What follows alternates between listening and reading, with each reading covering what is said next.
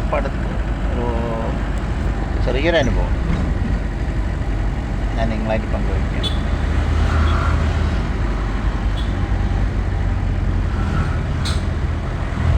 അതായത് ഒരു അച്ഛൻ്റെ വേദന എന്താണെന്ന്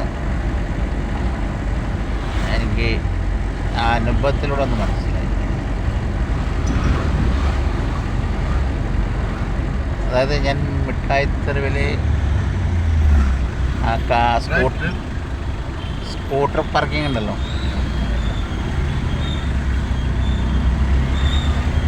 അവിടെ അങ്ങനെ ഇരിക്കുമ്പോൾ അവ്യക്തമായ ഒരാളിനോട്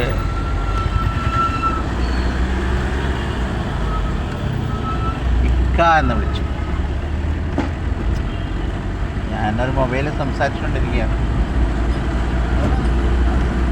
ഇക്ക എന്ന് വിളിച്ചപ്പോൾ പെട്ടെന്ന് ഞാൻ നെട്ടിപ്പോയി. കാരണം പെട്ടെന്നൊരു വിലയായി. അപ്പോൾ എന്നെ ഇക്കാക്ക് ബുദ്ധിമുട്ടോ തോന്നിച്ചു. നമ്മളെന്താ സംഭവം? എനിക്ക് കുറച്ച് ഭക്ഷണം വാങ്ങി തരുന്നു.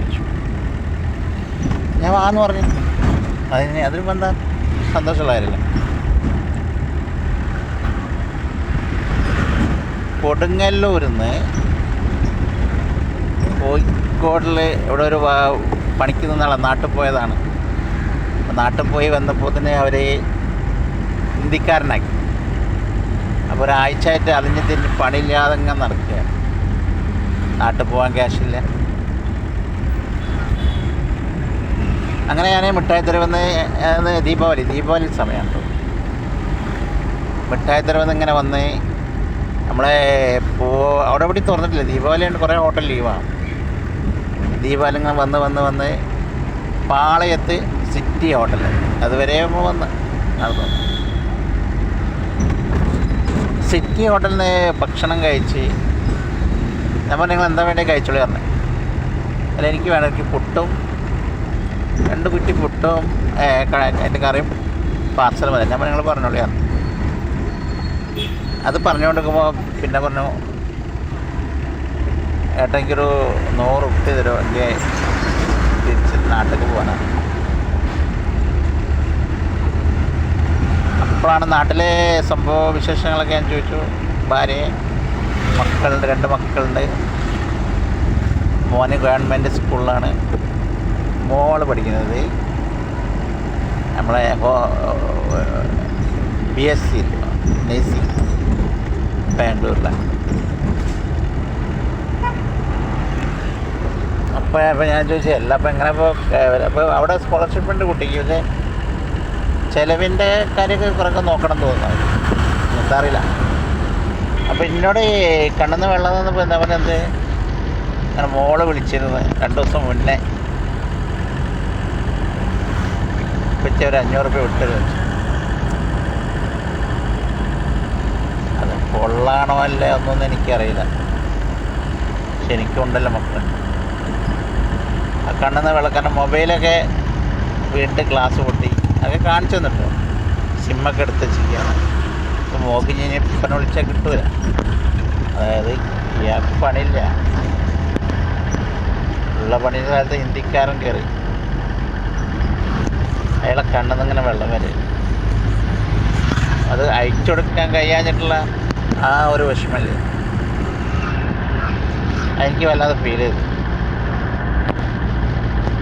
അപ്പം ഞാൻ ആ കുട്ടിക്ക് അയച്ചു കൊടുത്തു.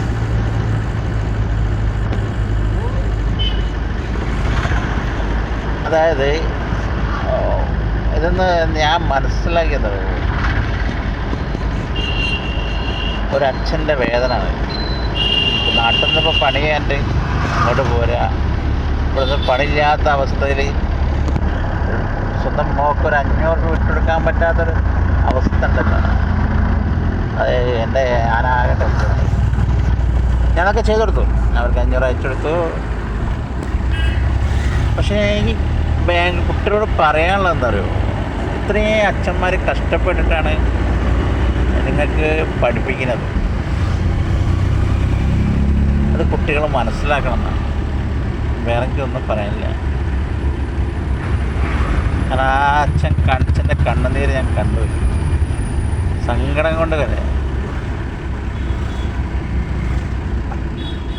എത്ര പഠിച്ചതിന് ശേഷം മാതാപിതാക്കളെ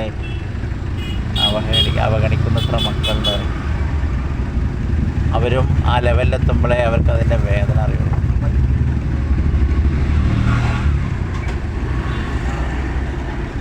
എൻ്റെ മോള് ഒരു 500 ഉറുപ്പ്യ അയച്ചിടുമെന്ന് ചോദിച്ചു.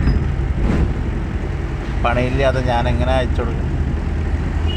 കരയായി, അയാൾ കരയാ സങ്കടം കൊണ്ട്.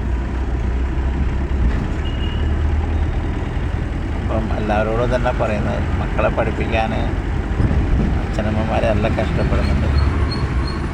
അത് നിങ്ങൾ തിരിച്ചറിയണം. അവരെ കുറ്റപ്പെടുത്താനോ അവരെ ചീത്ത പറയാനോ ഒന്നും കഴിയും.